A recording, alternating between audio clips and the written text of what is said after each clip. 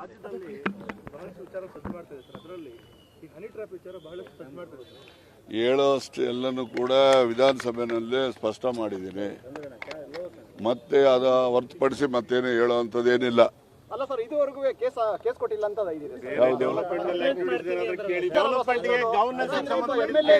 ಸಚಿವರ ಮೇಲೆ ಇಂಥ ಆರೋಪ ಬಂದಿರೋದು ಗಂಭೀರವಾದ ವಿಚಾರ ಸರ್. ಅದು ನೋಡಿ, ಇದು ಮೊದಲಲ್ಲ ಕಳೆದು ಅಲ್ಲ, ಹಿಂದೆನೂ ಬಂದಿದ್ದಾವೆ, ಮುಂದೆನೂ ಬರ್ಬೋದು. ಅದರಿಂದ ಈಗ ಜನಕ್ಕೆ ಅನುಕೂಲ ಆಗುವಂಥದ್ದು, ಕೋಲಾರ ಜಿಲ್ಲೆಗೆ ಅನುಕೂಲ ಆಗುವಂಥದ್ದು, ರಾಜ್ಯಕ್ಕೆ ಅನುಕೂಲ ಆಗುವಂಥ ಸಲಹೆಗಳು ಏನಾದರೂ ಇದ್ರೆ ಹೇಳಿ ಕೇಳೋಣ. ನೋಡಿ, ಅದು ಸರ್ಕಾರ, ಹೋಮ್ ಮಿನಿಸ್ಟರ್ ಮತ್ತೆ ಮುಖ್ಯಮಂತ್ರಿಗಳು ಯಾವ ತನಿಖೆ ಕೊಡ್ತಾರೋ ಅದು ಅವ್ರು ಬಿಟ್ಟಂತ ವಿಚಾರ. ಮಾತಾಡಿ ದಿವಸ ಮಾತಾಡ್ತೀನಿ ಬರ್ರಿ ಮುಂದಕ್ಕೆ.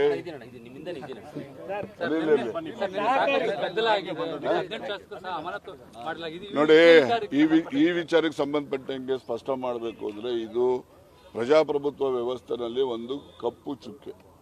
ನಮ್ಮ ವಿಧಾನಸಭೆ, ವಿಧಾನ ಪರಿಷತ್ ಅಂತ ಹೇಳಿದ್ರೆ, ಈಗ ಸನ್ಮಾನ್ಯ ಸುದರ್ಶನ್ ಅವರು ಕೂಡ ವಿಧಾನ ಪರಿಷತ್ತಿನ ಅಧ್ಯಕ್ಷ ಕೆಲಸ ಮಾಡಿರೋರು.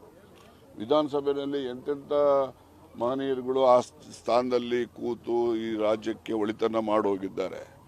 ಯಾವುದಾದ್ರೂ ಒಂದು ನಿರ್ದಿಷ್ಟವಾದಂಥ ಜನಪರವಾದಂಥ ವಿಚಾರವನ್ನು ಇಟ್ಕೊಂಡು ಹೋರಾಟ ಮಾಡಿದ್ರೆ ಒಪ್ಕೋಬೋದು.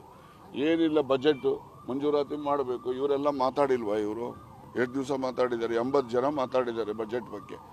ಅವರಿಗೆ ಉತ್ತರ ಕೊಡಬೇಕೋ ಬೇಡ ಮುಖ್ಯಮಂತ್ರಿಗಳು? ಸುಮ್ಮನೆ ಬಜೆಟ್ ಮಂಜೂರಾತಿ ಮಾಡಿಕೊಂಡು ಜನಕ್ಕೆ ಗೊತ್ತಾಗದೆ ಹೇಗೆ? ಅದನ್ನು ಅವರು ಬಜೆಟ್ ಮೇಲಿನ ಉತ್ತರಕ್ಕೆ ಇವರು ಅಡ್ಡಿ ಮಾಡಬೇಕು ಅಂತೇಳಿ ಈ ರೀತಿಯ ಒಂದು ಇದು ಪೂರ್ವ ಯೋಜಿತ ಪಿತೂರಿ. ಇದು ಪ್ರಜಾಪ್ರಭುತ್ವ ವ್ಯವಸ್ಥೆಯಲ್ಲಿ ಯಾರಿಗೂ ಭೂಷಣ ಅಲ್ಲ, ಯಾರಿಗೂ ಗೌರವ ತರುವಂಥದ್ದಲ್ಲ. ಇದು ಒಂದು ಕಪ್ಪು ಚುಕ್ಕೆ. ಇದನ್ನು ನಾನು ಕೂಡ ಖಂಡಿಸ್ತೇನೆ. ಸಸ್ಪೆಂಡ್ ನಾನೇ ಸ್ಪೀಕರ್ ಆಗಿದೆ, ಇನ್ನು ಮೊದಲೇ ಮಾಡ್ತಾ ಇದ್ದೆ, ಅವ್ರು ಲೇಟಾಗಿ ಮಾಡಿದ್ದಾರೆ. ನಡೀರಿ,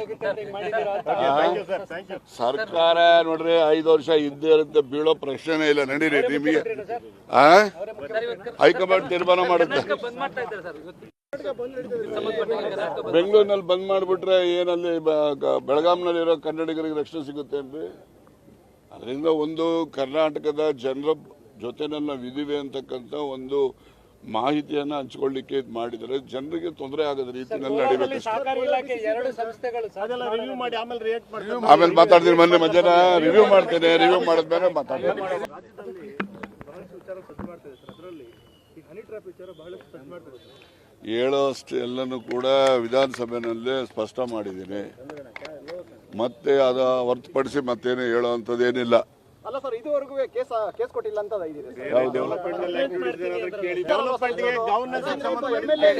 ಸಚಿವರ ಮೇಲೆ ಇಂಥ ಆರೋಪ ಬಂದಿರೋದು ಗಂಭೀರವಾದ ವಿಚಾರ ಸರ್. ಅದು ನೋಡಿ, ಇದು ಮೊದಲಲ್ಲ ಕಳೆದು ಅಲ್ಲ, ಹಿಂದೆನೂ ಬಂದಿದ್ದಾವೆ, ಮುಂದೆನೂ ಬರ್ಬೋದು. ಅದರಿಂದ ಈಗ ಜನಕ್ಕೆ ಅನುಕೂಲ ಆಗುವಂಥದ್ದು, ಕೋಲಾರ ಜಿಲ್ಲೆಗೆ ಅನುಕೂಲ ಆಗುವಂಥದ್ದು, ರಾಜ್ಯಕ್ಕೆ ಅನುಕೂಲ ಆಗುವಂಥ ಸಲಹೆಗಳು ಏನಾದರೂ ಇದ್ರೆ ಹೇಳಿ ಕೇಳೋಣ. ನೋಡಿ, ಅದು ಸರ್ಕಾರ, ಹೋಮ್ ಮಿನಿಸ್ಟರ್ ಮತ್ತೆ ಮುಖ್ಯಮಂತ್ರಿಗಳು ಯಾವ ತನಿಖೆ ಕೊಡ್ತಾರೋ ಅದು ಅವ್ರು ಬಿಟ್ಟಂತ ವಿಚಾರ. ಮಾತಾಡಿ ದಿವಸ ಮಾತಾಡ್ತೀನಿ ಬರ್ರಿ ಮುಂದಕ್ಕೆ.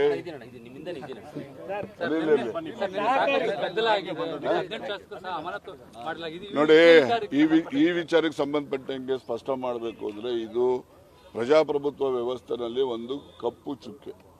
ನಮ್ಮ ವಿಧಾನಸಭೆ, ವಿಧಾನ ಪರಿಷತ್ ಅಂತ ಹೇಳಿದ್ರೆ, ಈಗ ಸನ್ಮಾನ್ಯ ಸುದರ್ಶನ್ ಅವರು ಕೂಡ ವಿಧಾನ ಪರಿಷತ್ತಿನ ಅಧ್ಯಕ್ಷ ಕೆಲಸ ಮಾಡಿರೋರು. ವಿಧಾನಸಭೆಯಲ್ಲಿ ಎಂತೆಂಥ ಮಹನೀಯರುಗಳು ಆ ಸ್ಥಾನದಲ್ಲಿ ಕೂತು ಈ ರಾಜ್ಯಕ್ಕೆ ಒಳಿತನ್ನ ಮಾಡೋಗಿದ್ದಾರೆ. ಯಾವುದಾದ್ರೂ ಒಂದು ನಿರ್ದಿಷ್ಟವಾದಂಥ ಜನಪರವಾದಂಥ ವಿಚಾರವನ್ನು ಇಟ್ಕೊಂಡು ಹೋರಾಟ ಮಾಡಿದ್ರೆ ಒಪ್ಕೋಬೋದು. ಏನಿಲ್ಲ, ಬಜೆಟ್ ಮಂಜೂರಾತಿ ಮಾಡಬೇಕು, ಇವರೆಲ್ಲ ಮಾತಾಡಿಲ್ವಾ? ಇವರು 2 ದಿವಸ ಮಾತಾಡಿದ್ದಾರೆ, 80 ಜನ ಮಾತಾಡಿದ್ದಾರೆ ಬಜೆಟ್ ಬಗ್ಗೆ. ಅವರಿಗೆ ಉತ್ತರ ಕೊಡಬೇಕೋ ಬೇಡ ಮುಖ್ಯಮಂತ್ರಿಗಳು?